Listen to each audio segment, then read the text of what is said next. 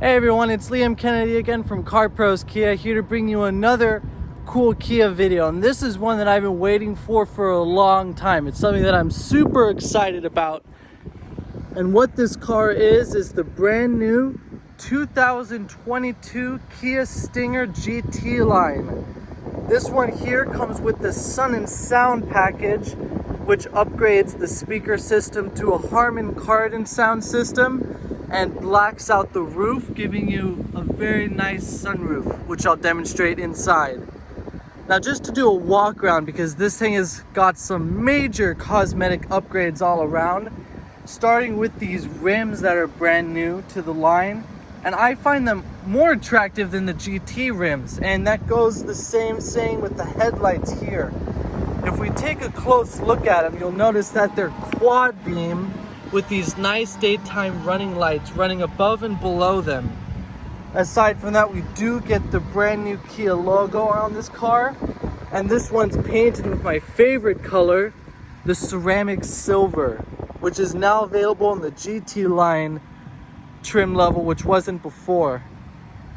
Aside from that, the body hasn't changed much, about the same all around, but we do have the brand new taillights set up. I find it to be pretty amazing. The whole back end lights up whenever you put your foot on the brake, as well as these larger tailpipes here. Once we get back, I'll give a quick demo of the taillights, but we'll walk around it one more time to get another nice look at those rims, and then we'll hop on inside. I think like I said before, the rims and the headlights just blew me away.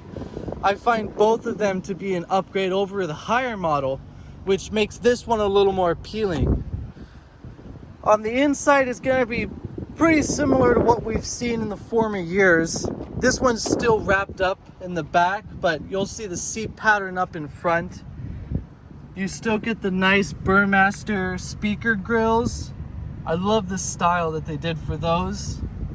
Along with the back, there's still 60-40 splitting seats with a 3-way air control system. As you can see, you can change it to heating and cooled back here, giving the people in the rear their own climate suggestions, as well as 2 chargers, a 12-volt and a USB. Still decent on the headroom as far as that goes. You know, I'm about 5'10" and I don't have any issues sitting in the back. Once we go over to the back, hopefully we'll get a flash of these lights when I open it up. Or not, but you still get the hatchback style opening with a very nice cargo space in the back. I haven't had any problems hauling stuff around in my Stinger person, going camping, trips anywhere. You get a full-size tire, or donut, underneath of this with your kit on top. Close it up and we'll head over to the front where the biggest interior upgrades are on the car. Oh, real quick, here is the marooning for the car so you have an idea of pricing. It has gone up a little bit since the previous year, but as you've seen with the physical changes on the outside, the up from 200 and some horsepower to 300 like it is now, and the larger screen, I find it to be well worth the money. Once we're on the inside, right off the bat, you of course notice the larger screen right here. What's nice is that this is now standard in all trims. This is basically the base Stinger, you can say, except for having the package for the sunroof and the Burmester sound system. But this screen comes on all trims, as well as a larger screen in your infotainment here. This is the same screen that we see in our K5 models, and they put it over here instead of the older, very small 4-inch screen that they had there before. As far as controls go, it's about the same as previous years, having all of your media control on this side with cruise control over here. You have your panel for lane keep assist and opening up your gas tank down below. You still have the same 10-way power adjustable seats down here. Over in the middle, You do get an upgraded electronic parking brake. This wasn't in the previous GT line years, as well as auto hold right here. So right off the bat, you get upgrades that weren't in the previous model, besides the already apparent bigger changes in the car. Aside from that, you can turn on your parking camera when you're in drive. I'm not sure why that's helpful, but they allow you to do it. Heated seats for both driver and passenger. Drive mode select. You have the same different selection of modes as before, starting over with your custom mode, going up to sport, comfort, eco, and smart. For people that don't know, smart mode is a mix of sport and eco mode, basically giving you fast acceleration when you want it, but defaulting you over to the most economical driving possible. Aside from that, you get a wireless phone charger right here. You get a couple more plugins for anyone using CarPlay. It goes in this one right here. And then we get our climate control, a nice black trim. Like I said, this one's still a little wrapped up, but this is a full piano black across there with all these buttons down below for your different like quick select. And then the screen up here is very nice. This is the newest Kia infotainment that we see in any Kia car. I'll go into a little more detail on the infotainment at the end of the video. We'll sort of just look around and take it on a drive first. You do get upgraded to a frameless mirror, which I just love. These are one of the little things that just knocks the car into a higher level once they do stuff. I just personally love how that looks. But you do lose your sunglass holder up here. That's one thing that I'm not sure why. Maybe they had to add more sensors up in the front, but you do have your buttons for UVO and emergency contacts up there, but no more sunglass holder. Aside from that, you have your sunroof control up here, basically opening it all the way up if you'd like, or if you just wanted to get a little tilt, you just push up and it opens like so.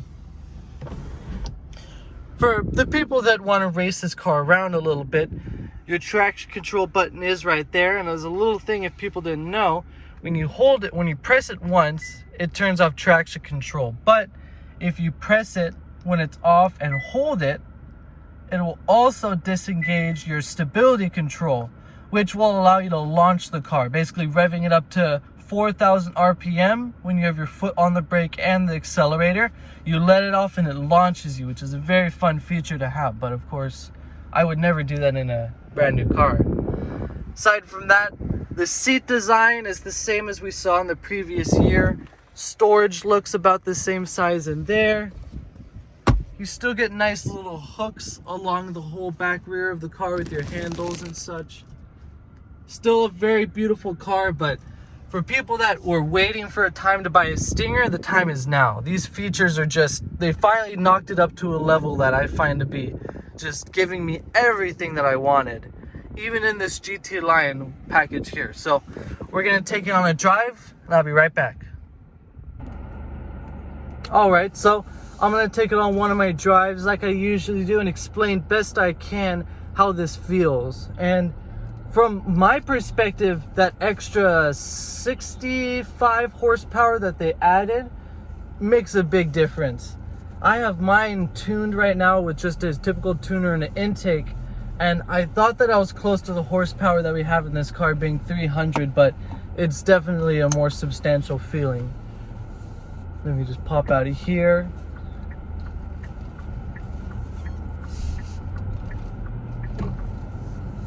And then, like I had said, this car does come with 300 horsepower now, and it's a fun car to drive. It's a completely different engine and feel than it was in the previous year.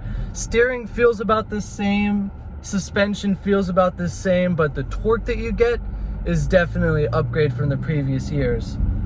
I'll give you guys a little launch too, just to get a feel for that once I find a good spot to do it. But just the upgrades in the screens, even if we don't worry about the physical upgrades on the outside, the bigger screens and better technology really does make a big difference in how the car just looks and feels when you drive it. You know, because nowadays having large screens like we see in this car is just standard amongst most brands. So now that they've brought it to the Stinger, it finally feels like it's up to tier with some of those more well-known brands like BMW and Mercedes, if you compare it to the 4 Series and so on and so forth. But we're We're getting to a spot pretty soon, and then I'll give it actually, let me just do a little one right now while I'm driving. Oof. That engine note is beautiful. Even though it's pumped through the speakers, it does sound very nice when you do give it a little floor. Let me come to a stop right here, and then I'll give it a quick launch. Nothing crazy.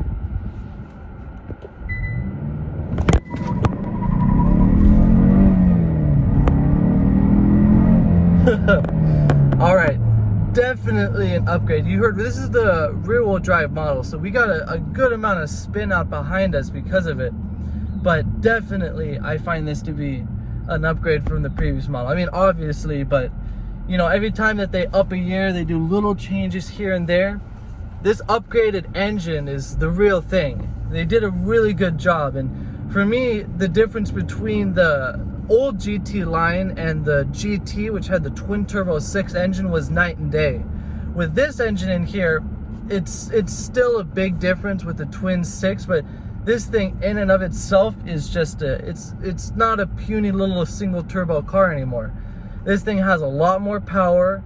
It feels just like an immensely different car, and it's like I noticed with all the screens and stuff, it's become a better brand itself. Like just by upgrading the appearances, adding better technology, and even the small stuff like an electronic parking brake and auto hold, those little things really did just bring the GT line from something that people were like not into when they had like the contrasted GT stingers in the background.